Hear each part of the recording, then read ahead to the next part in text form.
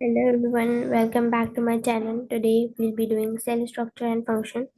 In this chapter, first we'll see cell theory, then we'll see microscopy and tell you what that is, then we'll move on to cell fractionation and then finally to the organelles. So let's get started. What is cell theory and who proposed it? Let's do that first. So cell theory was collectively proposed by Schleiden, Schwann and Virchow. The date it was proposed is written down here. It was 1839. So what exactly was cell theory? Some of the postulates of cell theory are that the cell is the smallest structural and functional unit of life. This is also an MCQ, by the way. Mm, okay. So this can come also as an MCQ. What is the smallest structural and functional unit of life? That is the cell. It is composed of protoplasm, nucleus, cytoplasm, and cell membrane. So now some people get confused with the word protoplasm and cytoplasm. What's the difference between them? The protoplasm is basically, for example, we have a cell here. Inside we have this darker part, which is basically the nucleus or the nucleoli. So we have the nucleus here, and then this is the cell membrane that I have drawn. Okay, so the protoplasm is all this part, including the nucleus. But what about the cytoplasm? The cytoplasm is basically this. We have a cell here, we have the nucleus here. This part is the cytoplasm. Without the nucleus, it is called the cytoplasm. Okay. Moving on, we have the second postulate, which is that all organisms are composed of one or more cells. We already know that we have unicellular organisms and we have multicellular organisms. That's what it basically says. Okay.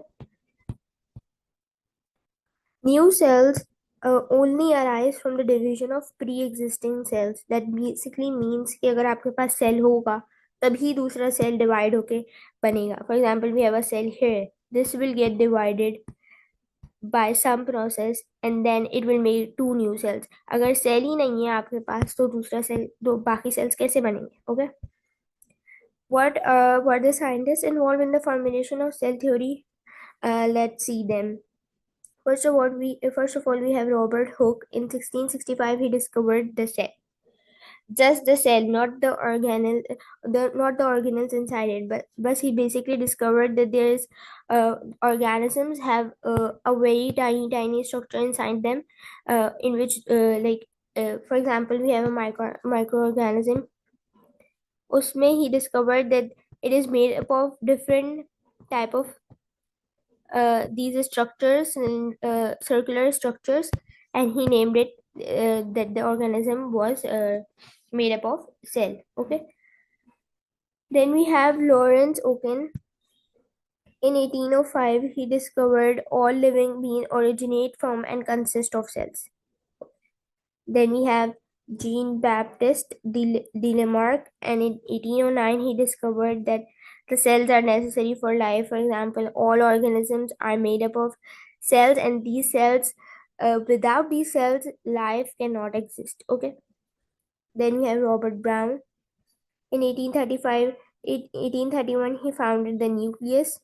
These two are actually important, Robert Hooke and Robert Brown. And people get confused between who discovered the cell and who discovered the nucleus. So the easy way to remember it is that Robert Brown, it's like Brown ending with an N, right? So he discovered the nucleus, and then Robert Hooke discovered the cell. That's the most easy way to remember. Then I have written down here that Schwann and Schleiden in 1839 formulated the cell theory using the help of all these scientists who discovered the cell, who discovered that life originates and consists of cells. That's why these they collectively wrote down these postulates 1, 2, 3 that we saw here. Then at last we have August Weismann. In 1880, he discovered that all living beings have a common origin. It is where this part is actually important when we do evolution.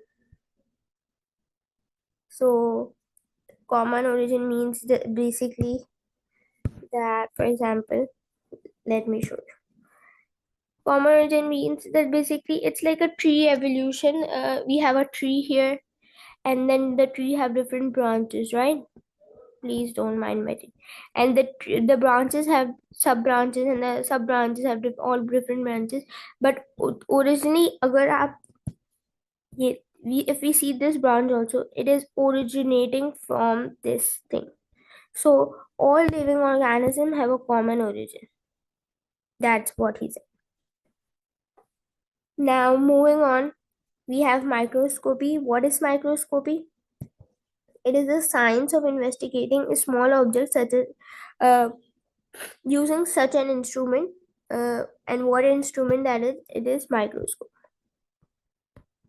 So what does a microscope do? It basically help us see organisms and things that cannot be seen by the naked eye. And the science of these small objects that we can see by the microscope, that is known as microscope. And what does how does microscope works? It basically works by two things, which is the magnification power and the resolution power, and these two combined can help us see the organisms which cannot be seen by the naked eye. What is the magnification power now? It is the number of times larger an image is as compared to the real size of an object. Also, we have this formula here, which is magnification power over is equals to image size over actual size. That is what it says, that magnification power is basically the ratio of image size over actual size. So that means the number of times larger an image is as compared to the real size of it or the actual size of an object.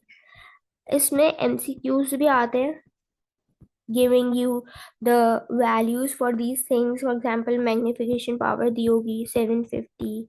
Then we'll be given the image size, or we can be given the actual size, and we have to find like either one of these, and two values will be given, and you have to find one of these. Moving on to the resolution power, it is the ability to distinguish between two separate points. For example, we have two separate points. इसमें जो इसकी जो length है, that is the basically the resolution. And what is the resolution of naked eye of human? We can write down here, resolution of naked eye. It is 1 millimeter. You guys have to remember this. I did not write 1 millimeter here. Okay. 1 millimeter.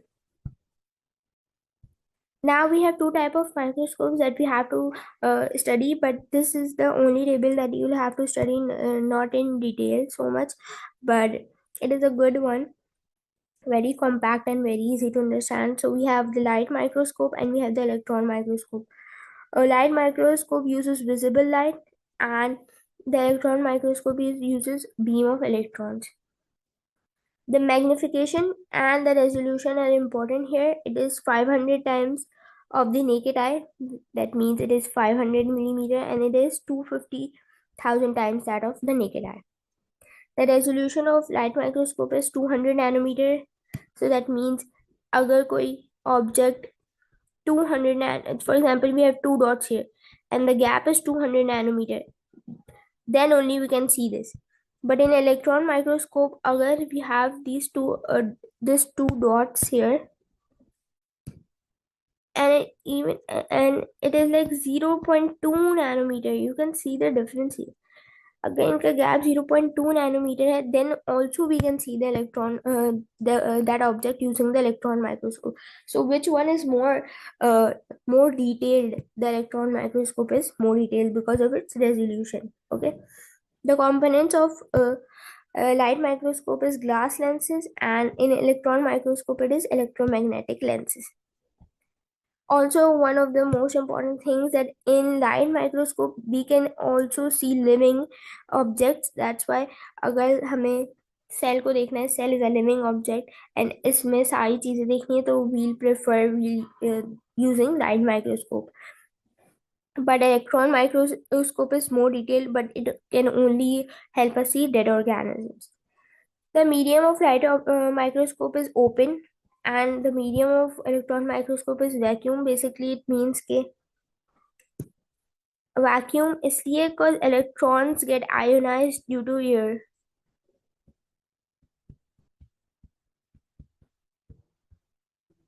So that will disrupt what we are seeing through the microscope. That's why we use vacuum, so that air particles do not get involved in our whatever we are seeing.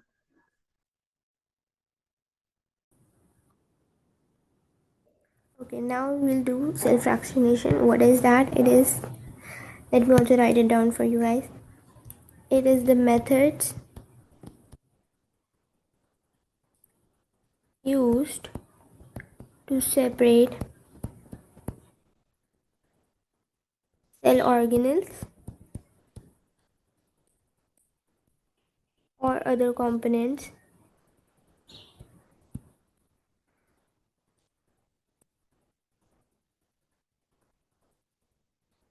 using their density, shape, and size. And how do we do that? Let's see. So in cell fractionation we have it consists of two steps. First is homogenization and the other is centrifugation. What is homogenization? It is basically that we take a sample of cells, we grind it using a grinder in a suitable medium. And what does that suitable medium include? It means correct pH, ionic composition, and temperature. And basically we make a homogenized mixture. And homogenized mixture is basically कि बिल्कुल solution सा बन जाए. Then we move on to centrifugation. It separates substances under the influence of centrifugal force. I hope you guys have you guys know about it because of your physics. And it separates substances under the influence of centrifugal force by using a centrifuge. And this is that centrifuge I am talking about here. It basically has this test tube. उसमें हम the homogenized mixture we prepared here, you add that, and then it has these type of, you can see here actually this thing. It is a circle here, right? And then we have different type of test tubes inside. This test tube, this test tube, this test tube, and it basically spins these things around. We can adjust the speed and whatever the force, we can adjust it here. And then this centrifuge separates the components according to their density, shape, and size. So how can I basically they ask you okay, what components first, for example we have a cell in this test tube, right? Now this is this homogenized mixture of the cell. Now they ask you which component will be separated first and which will component will be separated at last. So this is an easy mnemonic that you guys can remember. It is this one. It basically is nobody can make noodles like Gordon Ramsay, and nobody equates to nuclei. That means nuclei is separated first, then chloroplast will be separated, then mitochondria will be separated, okay, then the nucleolus will be separated. And now nucleolus and nuclei are different things, you guys should know about it. So for example we have a cell here. Inside we have this nucleus, and inside we have a much denser component which is the nucleolus. I cannot color it, okay. The more denser is the nucleolus, which it is actually not denser I will say, but It is appears darker when we see it in a light microscope or an electron microscope because of its chromosomes inside it. Okay, then for like we have the lysosomes. Then we for Gordon we have the Golgi body or the Golgi apparatus or the Golgi complex, whatever you guys wanna say, Golgi body. And then the for the Ramsey we have the ribosomes. Okay, so this order is important, and this mnemonic I hope it is helpful for you. Okay, first the nucleus will be separated. If we spin it, the nucleus is the nuclei is the most heaviest. It will be separated first, then the chloroplast, mitochondria, nucleolus, and in the last, the lightest of it is the ribosomes, and that will be separated at last. Now we have this table here. I want you guys to read it carefully. I'm not going through this because it will be just me reading this thing, but it is important. We'll be doing these things now. You guys can pause the video and see it, and uh, my students on the in the class can take a screenshot and then they can read it. Okay.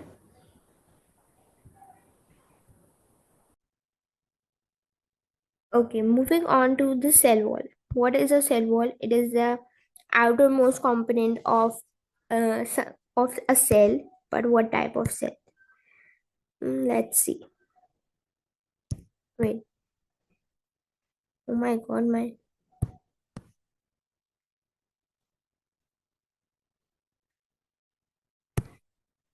please give me a second. My pen is acting up. Okay.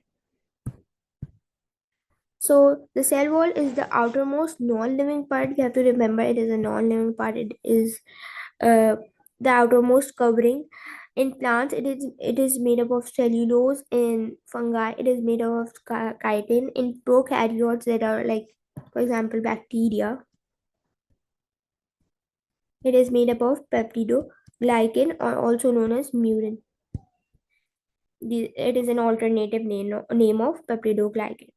In animal cell, we don't see a cell wall because animal cells are usually motile, and if we have a cell wall, they cannot actually move because it is a rigid structure, and it then creates problem in movement. And also animal cell we see that in usually plant cells they have a, a correct shape, a rigid shape, and in animal cells they don't usually have a specific shape holding them together. That's because they are lacking the cell wall. Now in plant cell wall we see that there are three type of cell walls. For there are three layers of cell wall. First we'll see this diagram here. Okay, so you can see this thin black line they have shown here. That is the cell membrane. Don't assume that they have not shown the cell membrane here, but I am just highlighting this thing for you guys so that you guys don't say कि cell membrane का okay. So this highlighted the thin black line is the cell membrane. Then uh, just see whatever I am highlighting and then you can see. So we have the middle lamella here. What is a middle lamella? It is basically also known as the false cell wall. And what does it do? It helps stick the neighboring cells together. For example, we can see here कि बीच में middle lamella we can see here, and we can see this is the another cell, plant cell, and this is the another plant cell, and it is helping in sticking these together. Okay, and it is also known as the false cell wall because it's actually not a cell wall, but it is the first thing that is made. The first thing I am also writing this first to be made. Okay, when a plant cell is developing, पहले middle lamella बनती है and then the primary wall develops. What is the primary wall? We can see here. There is the primary wall. This green part is the primary wall here. It is actually difficult to see this in this diagram, but this was the only diagram that was quite good enough. Okay. So this is the primary wall here. After the middle lamella we have the primary wall, and it is also known as the true wall, because that's basically the cell wall. The middle lamella is the the middle lamella is said to be a cell wall, but it is actually not. It develops in newly growing cells, and the composition is important. It is made up of pectin and hemicellulose. Uh, and also in the middle lamella we can see the composition. It is made up of pectin and magnesium and calcium salts. So the composition of cell walls are important. And the last we have the secondary wall, which is after the primary wall. Okay, so we can see here. So for example, ये हमारी primary wall हो गई, and then we'll have the secondary wall here, and inside with another color we'll have the cell membrane. Okay, you guys can see it here actually. We have the middle lamina with this red color, we have this primary wall, then we'll have this secondary wall, and then inside we'll have the cell membrane. So you guys need to remember the locations. Like for example, they ask you where is the primary wall. It is between the secondary wall and between the middle between the secondary wall and the middle lamina. And where is the middle lamina? Between the two primary walls. So guys, please remember the location because they are important. So what is the secondary wall? It is comparatively more rigid and thick, and it is usually not in newly growing cells. Newly growing cells में पहले primary wall होगी, and then फिर when it matures, they will have a more thick and rigid structure, which will be the secondary cell wall. Okay. And its composition, it is composed of inorganic salt, silica, waxes, lignin, and cutin. So basically all these type of things that make it very hard. Okay, what does cell wall actually do? It provides definite shape to the cell. Also it prevents osmotic lysis. What is osmotic lysis? That means basically water potential की difference की वजह से cell burst ना कर जाए. That is what it means by osmotic lysis. It prevents cell from osmotic lysis when placed in hypotonic external environment. Now there are three type of keywords we have here. We have the hypotonic external environment, we have the isotonic solution, and then we have the hypertonic solution. So isotonic, mostly everybody remembers कि isotonic क्या होता है. Let me write it down. I have not written down here isotonic, but I can write it. Okay, isotonic is basically, for example, we have this beaker here. इसमें water है, and इसके बीच में we have placed a cell, a plant cell. Okay, so अगर plant cell and solution की water potential same होगी, तो it will be an isotonic solution. Same water potential.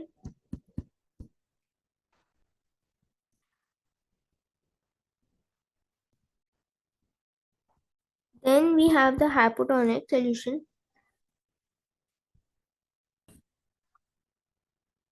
And what is hypotonic and hypertonic solution? The easy way to remember this is like hypo and hyper. And the next part of this sentence, this word is tonic. Tonic means basically solution. So if it's hypo, which is low, it means it has low solution. Okay. अब solution low है, so that means it is high water potential. For example, if we have a glass of water and we add some salt in it, so that's a solute and that's the tonic inside it. Okay, so if we have hypo, that means we have less salt and high water potential, and if we have hypertonic solution, that means we have low water potential, because the salt is more, the tonic inside it is more. We want the solution here, but we want the tonic, but that means the solute. Okay, moving on to the plasma membrane, let's see the structure first. We can see the phospholipids here.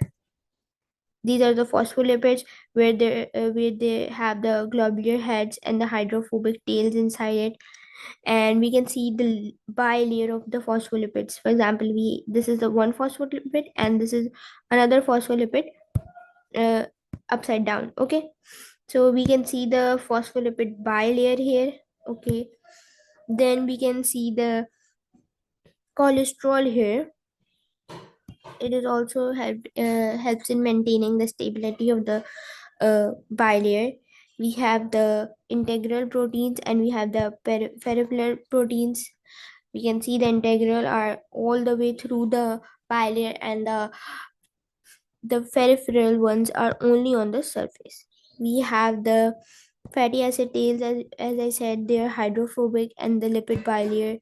We have the glycoproteins here and the glycolipids here. Basically, glycoproteins are when you add proteins to the when you add, for example, you have proteins here, you add carbohydrates chain here. This is the carbohydrate chain. When you add that, it makes up the glycoprotein. We did this in our chapter of biological molecules when we did conjugated molecules.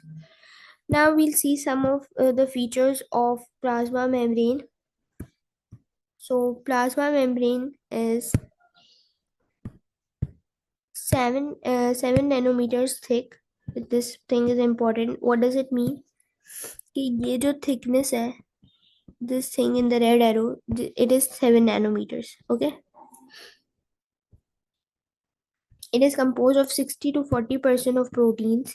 It does not look like in this thing because इसमें bilayer ज़्यादा बनी हुई है and proteins बहुत कम दिखाई है, but usually the proteins are more, and it is made of 20 to 40% of lipids, and it has a small amount of carbohydrates in the form of glycoproteins and glycolipids.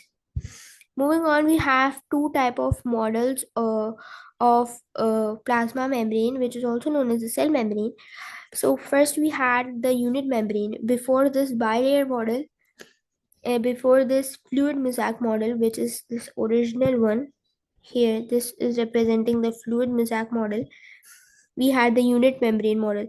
It was presented by David Robertson in 1959, and it was composed of lipid bilayers sandwiched between inner and outer layer of proteins. So basically we had this lipid bilayer. Let me draw it. Okay, this was the lipid bilayer, and this lipid bilayer was sandwiched between the proteins. So there were no integral proteins in this model, as we can see in this one. This is an integral protein. There were no integral proteins. Uh, the lipid bilayer was sandwiched between the peripheral proteins. Then the fluid mosaic model came. It was proposed by S.R. Singer and G.L. Nicholson. A fun fact: I think this scientist Nicholson is still alive. Recently, we found out that James Watson was alive, the one who discovered the DNA double helix. But we also discovered that he actually did not discover the DNA double helix. It was another scientist whose work he stole. But let's not mention that. Let's so this was a fun fact that I think Nicholson is still alive. So in this model, proteins are embedded in the bilayer in a mosaic manner. Uh, they can actually move around the lipid bilayer. They're not first of all, they are not fixed in position. We have the integral proteins in this model, and they can move around. Okay, so this was about the two models of plasma membrane. Let's move on to the transport.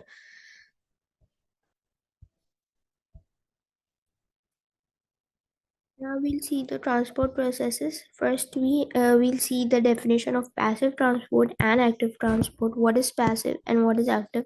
It means when molecules are moving from their high concentration to low concentration. एक जगह molecule ज़्यादा है, like 4 molecules here, they'll move on to a concentration where there low concentration of molecules in order to establish an equilibrium.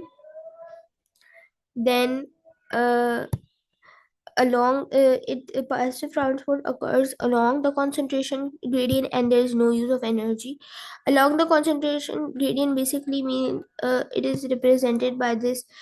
For example, we are going downhill. It is easier to go from the upper portion of the hill to the downward portion. It is usually easier than going from the downward portion to upper portion. That's how we represent it.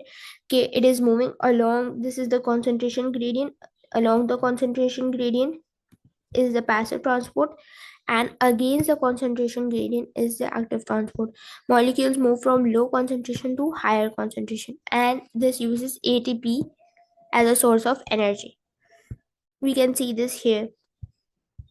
uh, let's do this first and then we'll see the diagram.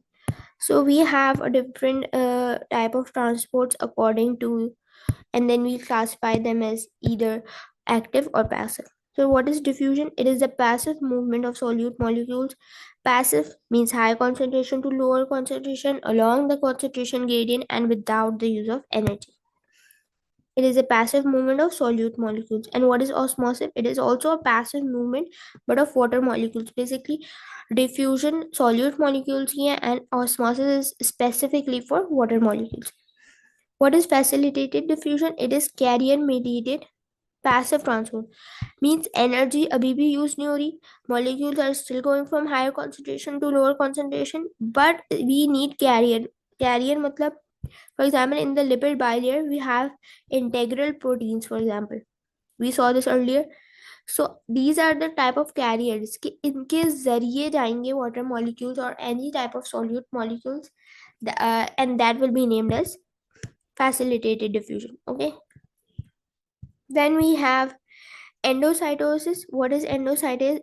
It is the intake of material along enfoldings of plasma membrane. What does that even mean? Okay, so we have this cell membrane or plasma membrane as we say. Okay, and this is something outside and you have to take this inside, and it is not, and the size of this particle is not is big, so that means it cannot pass the lipid bilayer, and it is not hydrophobic in nature, means it cannot easily pass the lipid bilayer. So that means हमें endocytosis करनी होगी. Endocytosis में what happens is the plasma membrane will enfold itself inside, and then the particle will come inside, and then in the next step it will connect. Slowly it will connect, and at the end we'll have the plasma membrane and also inside the particle. So this is meant by endocytosis. And endocytosis and exocytosis, basically exocytosis is the opposite of endocytosis. This vacuole will be expelled out in the same way as it was taken in, and they both do use energy in the form of ATP. In endocytosis we also have these two type of things. We have phagocytosis and we have pinocytosis. And pinocytosis is for like liquid molecules that cannot pass the lipid bilayer, and phagocytosis is for solid particles. So the easy way to remember, the way that I remembered, was it's like pino for like pani pina, and that means liquid. So that's how I remember it. Moving on to cytoplasm. What is cytoplasm made of and what does it do and everything? We'll see this. So what is cytoplasm made of? It is made up of three things. It is first made up of cytosol. And what is cytosol? It is the soluble part of cytoplasm, and it is made up of 90% water. बाकी का 10% is made up of fundamental molecules of life.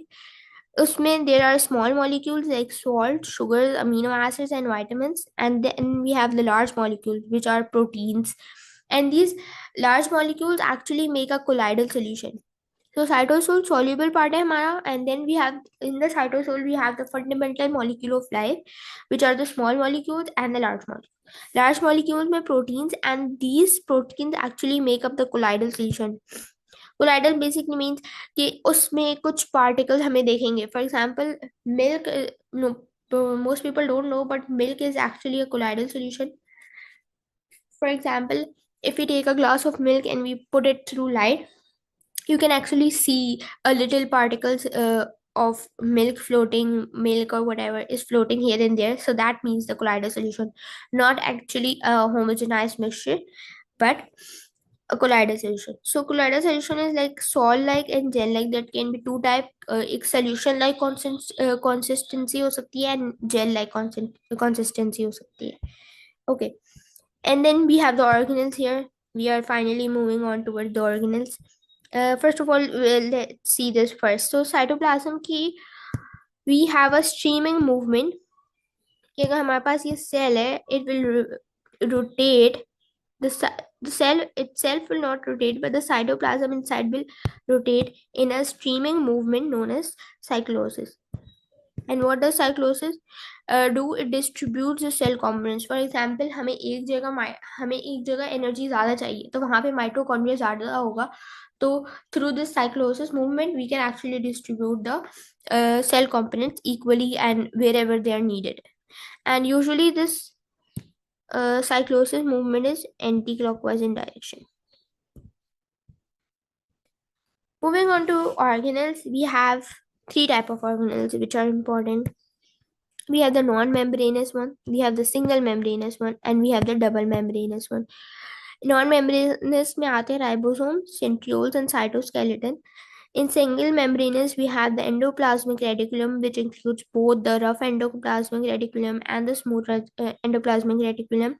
Then we have the Golgi apparatus. We have the lysosomes. We have the glyoxysomes, peroxisomes, and vacuoles. Then in the double membranous, which are important because they ask, we have the mitochondria, we have the plastids, and we have the nucleus. Also, chloroplast is also a double membranous organism. Oh, organelle. Let me write it down.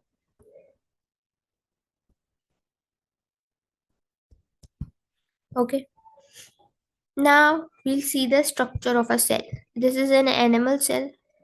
Please don't get shocked by this diagram. Just see wherever I am highlighting, and you'll easily get this diagram if you actually look at it. Okay. First of all, we'll start with the nucleus. So this is the nucleus here inside. This thing is the entire nucleus, and inside it, as I said, a darker structure which is the nucleolus. And then we have the chromatin here, which is basically the hereditary material that we have inside the cell. Also, the nuclear pores are not mentioned here, but we can actually see this nuclear pore here in this green, in this pink highlighted part, which I cannot actually highlight right now. But in this portion, we can actually see the nuclear pore. So this is the nuclear pore I'm talking about. This, okay. And then after the nucleus, there is this organelle which is continuous with the nuclear membrane. We can see here कि nuclear membrane जा रहे हैं, इनके इसके साथ एक वो लगा हुआ है organelle here which has a dotted structure at the surface. This is the rough endoplasmic reticulum. Okay. So this is the rough endoplasmic reticulum, and we can see these red dots on the surface. These are actually the ribosomes, and because of this ribosome, it actually occurs as a rough thing because उसके surface पे ribosomes attached होते हैं. So we can see that ribosomes are in the cytoplasm as well as on the surface of the rough endoplasmic reticulum. Then now we can see कि rough endoplasmic के साथ ही, but it is not interconnected with the nuclear membrane, we have this structure, and that is the smooth endoplasmic reticulum, and it does not contain ribosome on its surface. After the smooth endoplasmic reticulum, we have the Golgi apparatus or the Golgi body or whatever you can say, and it is. I think this is the easiest one to identify because of its shape. उसके ends are more swollen than the middle part, and vesicles are being secreted out of it, also known as the Golgi vesicles or the secretory vesicles. Then we have mitochondria. It is this type of structure. We'll see this structure in detail abhi thodi der baad. So it has outer smooth portion, and inner we have these filamentous type of structure. Then we have the microtubules, the centrosome, which are not that important. We have the lysosomes here, which is important. Lysosome here, and you can see it has some structure inside. It is basically usually the digestive enzymes or some hydrolytic enzymes. Then we have a vacuole here. Usually in animal cell there is a small vacuole, but not necessary. There is मतलब necessary नहीं है कि vacuole हो. In plant cell it is necessary कि एक central large vacuole होता है, and it pushes the chloroplast to the side and all that thing. Now let's move on to the organelles in detail. Let's see the ribosomes first. Ribosomes are also known as nucleoprotein particles,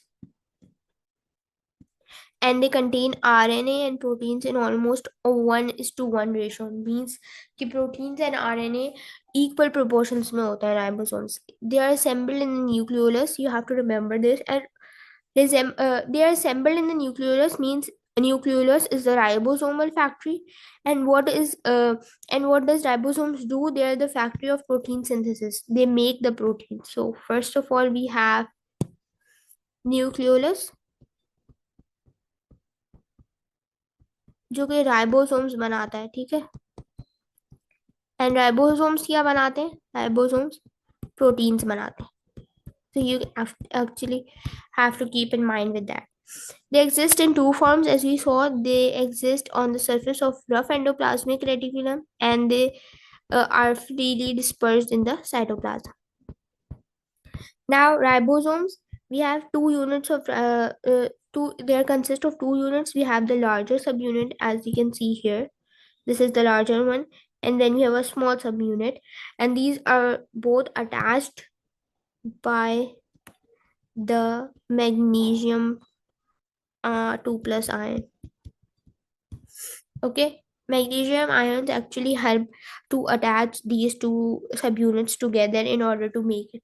Now, first of all, we have the prokaryotes one. Prokaryotes mean bacteria वगैरह में. We have the smaller ribosome, which are the 70s. तो 70s ribosome में larger subunit 50s का होगा and smaller subunit 30s का होगा. This does not mean कि 80s का ribosome बन जाएगा. 80s का नहीं बनेगा because there's actually जब वो दोनों combine होते हैं तो they get pushed together and you actually don't get an 80s ribosome, you get a 70s ribosome. Prokaryotes के साथ साथ in chloroplast and in mitochondria we have the 70s ribosomes. You have to remember it. Okay, and then in eukaryotes we have the 80s ribosome, which are the larger ones. The larger subunit will be of 60s and the smaller subunit will be of 40s. Now what I have drawn this diagram here is for explaining कि, for example, this blue structure here is the mRNA. Okay, अब ribosomes protein बनाना चाह रहे हैं तो mRNA पे वो attach होंगे. This is the smaller subunit. This is the larger subunit. Attached with the help of Mg2 plus ion. Okay. And then slowly, this colorful structure will be the polypeptide chain. Okay. And then it will be extended. Like for example, ये पूरी protein बनती जा रही है. So what happens is mRNA पे different it is possible कि mRNA पे we have the mRNA. Wait, okay, we have the mRNA here. It is possible कि जरूरी नहीं है कि सिर्फ एक राइबोसोम अटैच हो and then सिर्फ एक ही प्रोटीन बने. At the same time, multiple ribosomes can be attached and multiple proteins can be made. So this type of structure is known as polyribosome. Okay, that means multiple proteins can be made at the same time using a single mRNA and different number of. Now, moving on to the difference of rough endoplasmic reticulum and smooth endoplasmic reticulum, as we saw in the cell 2 when we saw the structure of cell, कि the ribosomes are attached on the surface of the rough endoplasmic reticulum, whereas ribosomes are not attached on the surface of smooth and endoplasmic reticulum. The nuclear membrane is continuous with the rough endoplasmic reticulum and it is not connected with the smooth endoplasmic reticulum. Stability के हिसाब से and rough endoplasmic reticulum is more stable than the smooth one. And the composition rough endoplasmic is composed of cisternal form, that means, and smooth is made up of tubular and vesicular form, that means के usually that means के for example as I draw here, अगर आप देखो तो आपको smooth endoplasmic reticulum usually ऐसा दिखता है in these tubular forms, and in the rough endoplasmic reticulum it is not actually a tubular form, it is actually in the form of cisternae. How do I draw that? Wait, what happened? So rough endoplasmic is not in tubular form, actually ये ऐसे cisternae की तरह होते हैं जैसे mitochondria पे cristae होते हैं, in this filamentous form, okay, and it is not in tubular form. Okay, rough endoplasmic reticulum is involved in protein synthesis, and the smooth one is involved in glycogen and lipid metabolism. This one is important, lipid metabolism. Mostly present in liver, pancreas and goblet cells, जहाँ पे proteins की need ज़्यादा होती है, and smooth one is present in adipose tissue and muscles, जहाँ पे lipid metabolism ज़्यादा होता है. The function is protein synthesis, and after synthesis, the proteins are either stored in the cytoplasm or transported out of the cell through them. Smooth endoplasmic reticulum helps in the metabolism of molecules, particularly lipids, detoxification of drugs, transmission of impulses, and intracellular transport. This list of the smooth endoplasmic reticulum functions are important. You guys need to remember. Okay. And sometimes they ask you कि endoplasmic reticulum का function क्या होता है, and they do not specify कि rough endoplasmic का पूछ रहे हैं या smooth endoplasmic का पूछ रहे हैं, that means the combined function is mechanical transport, okay, mechanical support to cell. Moving on to the Golgi body. What is Golgi body? We saw, I just cut out this picture from this only, from this cell only. So these are the stack of flattened membrane bound sacs known as cisternae, okay. Endoplasmic reticulum and जो Golgi body के वो part कहलाता है वो cisternae कहलाता है, and mitochondria का जो पार्ट कहलाता है वो these are called cristae, okay. So Golgi body ऐसी दिखती है, and then you can see actually कि क्या हो रहा है यहाँ पे, the secretory vesicles are being secreted out. So there are two phases of the Golgi body. First, एक होता है जो कि जहां से secretory vesicles नहीं निकलते, that is the convex phase or the cis phase or the wait, there is one more word for it. The forming phase. There are three keywords to remember this type of phase. In this phase, the secretory vesicles are not secreted out. What happens is, let me tell you. First of all, I'll write down. This phase is known as the trans phase, the concave phase, or the maturing phase. Secretory vesicles are released from this side, and if too many secretory vesicles are released, that means Golgi will be incomplete. Like Golgi के cell membrane जो membrane बनी हुई है वो तो कम पड़ जाएगी, and at the same time therefore smooth endoplasmic reticulum also releases its vesicles which combine with the Golgi body at the forming phase, and the Golgi body remains in its original shape and original size. It does not deteriorate, okay, because of this forming phase. So now the main function of the Golgi body is cell secretions. We already concluded that it also modifies molecules. For example, endoplasmic reticulum will make the proteins, because the function of it is making proteins. As you saw here, it is used in protein synthesis. And then these proteins, अगर हमें conjugated molecules बनाने हैं, for example, if you want to make the glycolipids or glycoproteins, the Golgi body will actually attach the carbohydrates chain or the lipid molecules on the proteins and make a conjugated molecule. Now we have an endomembrane system. This What is endomembrane system? Endo means inside and membrane means membrane bound system. It works together to modify, package and transport lipids and proteins. So we know okay, protein synthesis is done by endoplasmic reticulum also. So together, so what is endomembrane system? It is made up of nuclear envelope, Golgi body, endoplasmic reticulum, lysosomes and vacuoles. Nuclear envelope, because okay, nucleus will make the ribosomes will make the proteins, but ribosomes are not involved here because it is a membrane bound system. So we have the nuclear envelope, we have the Golgi body, endoplasmic reticulum, which includes both the rough endoplasmic reticulum and the smooth one. We have the lysosomes and the vacuoles, which help in forming an endomembrane system. Okay, moving on to mitochondria. So now first we'll see the structure using this diagram, and then we'll see what it actually does. Now we have this outer portion of mitochondria here. This is a smooth surface. Okay, the outer membrane is a smooth one, and it is usually permeable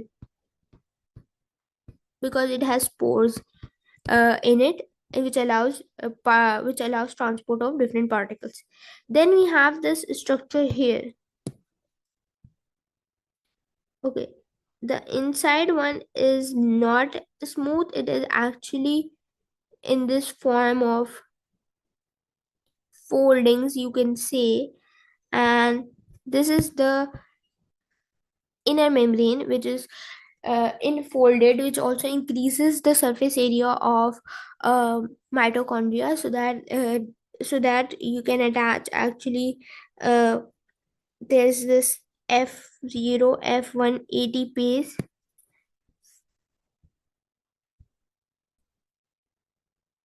Sorry, there was a question in the chat that I needed to answer. So now, what I was saying, that the inner membrane is enfolded, and this increases the surface area for this ATPase. And what does ATPase do? It helps in the formation, in the synthesis of ATP. So अगर हमारे पास ATPase ज़्यादा होगा, so that means कि ATP synthesis ज़्यादा होगी, and the mitochondria which will be actually more useful in making ATP. So that's why the inner membrane is folded. Then we have between the inner and the outer membrane, we have the intermembranous space. The inside of the mitochondria is known as the matrix. In the matrix, we can see the ribosomes. These are the 70s ribosomes. You have to remember, not the 80s. Because usually okay, we have the eukaryotic cell, right? Eukaryotic cells have the 80s ribosomes. But in the mitochondria, if you're talking about, they have the 70s ribosomes. And the cytoplasm will have the 80s ones. Okay. And these enfoldings are known as cristae. You have to remember. Mitochondria has its own circular DNA, and it is a self-replicating organelle because of this DNA. It has a circular, prokaryotic type of DNA. Okay, so what does mitochondria actually do? It helps in aerobic cellular respiration. We'll see that when we do respiration, we'll see the its function in detail. It is involved in the link reaction and Krebs cycle. We'll see what these are when we do respiration again. Okay, the inner membrane also have ETC, which helps in aerobic respiration, and it is also used in ATP synthesis. This structure F0 and F1 particles are also known as ATPase, and they help in uh, in ATP synthesis. Now moving on to our last organelle we have here is lysosome. We saw lysosome here, right? Now, what does it mean by lysosome? Lysosome means splitting, and zoma means body. So basically, it's a splitting body. Lysosomes are not present in RBCs. You guys have to remember this. Not present in RBCs, and they are vesicles rich in digestive or hydrolytic enzymes. And why? Because we'll see the function and then we'll find out why they are rich in digestive or hydrolytic enzyme. So first of all, we have the primary lysosome. For example, Golgi body से जो लाइजो wait Golgi body से जो निकलेगा वो secretory vesicle होगा, also known as primary lysosome. The primary lysosome combines with a food molecule. For example, it combines with a food molecule. It will convert itself into a secondary lysosome, also known as phagosome. Okay. The function is intracellular digestion. So for example, food molecule आ गया. Primary lysosome हमारे पास है. Golgi body has secreted out of secretory vesicle, also known as primary lysosome. This will combine with the food molecule. अब lysosome has digestive enzymes. The digestive enzymes will work on the food molecule and it will digest the food particles. So the when the primary lysosomes combine with the food molecule, it converts itself into a secondary lysosome or a phagosome. Another function of lysosome is autophagy and autolysis. What is autophagy? It is unwanted structures which are engulfed and digested. Like for example, कोई भी for example bacteria आ गया या कुछ unwanted substance आ गया cell के अंदर, then that will be digested by the lysosome. And what is autolysis? It is when a particular cell is required to be disintegrated, and autolysis also known as programmed cell death. What does that mean? Okay, for example, we have a person who's recently started to go to the gym and he is doing heavy muscular exercise. That means उसके mitochondria बढ़ेंगे, right? Because वो exercise कर रहा है. And then after a few months he left the gym. Okay, so that now the mitochondria are not useful. The mitochondria start degrading itself. And how do they degrade itself? Using lysosome. Lysosome will go and ingest the mitochondria. It will break it into different components and the mitochondria won't be useful then, and that's how the mitochondria will be disintegrated using the lysosomes. Now we have two type of diseases which are associated with the lysosomes. We have the lysosomal storage diseases. Both are known as lysosomal storage diseases, and both are autosomal recessive. We'll do this autosomal recessive in the inheritance chapter. But what does it mean by autosomal recessive? Let me tell you a few key points. Autosomal basically means any other chromosomes other than sex chromosomes, right? So these are, so we have like two sex chromosomes, and then the all the other chromosomes are known as autosomal chromosomes, right? And recessive means, for example, you guys have done that. We have a tall pea plant which is TT, and then we have a dwarf pea plant which is TT. So now this and this is dominant, right? And this is the recessive one. So अगर हमारे पास T and T होगा, this will be tall, not dwarf. Cause अगर हमें dwarf चाहिए तो हमें both TT recessive वाले चाहिए होंगे, right? Homogeneous recessive, okay? Homozygous recessive. Sorry. So that's how I explained it, because you guys should know a little about it before we do the chapter inheritance.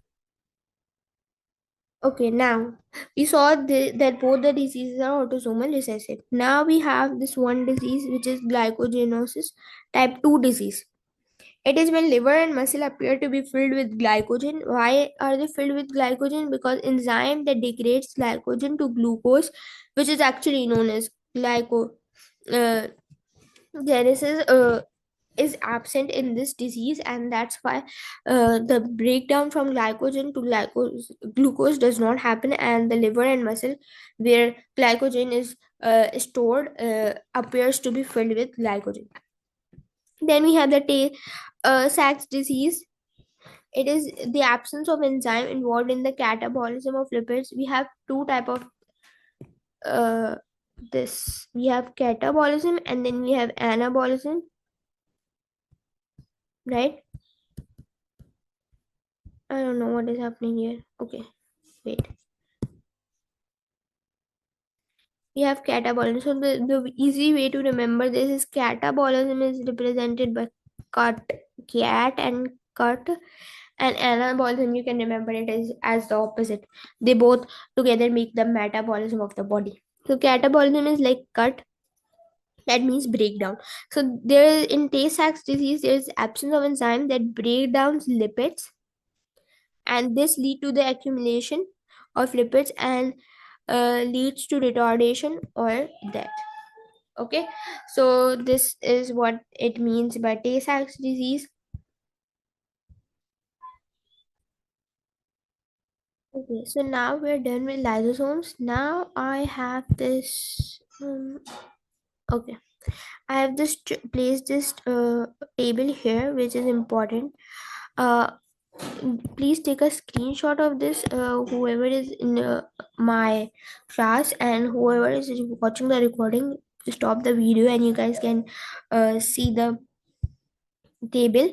It is an important table. I'm not reading this table, but hopefully after we have done this chapter, now we are concluding it, and hopefully everything will fall into place once you have read this table and once you have revised all the notes that you have hopefully taken down. That's it for the chapter of cell structure and function. Hope you guys understood it. uh, you guys can message me for anything that you guys need. Goodbye.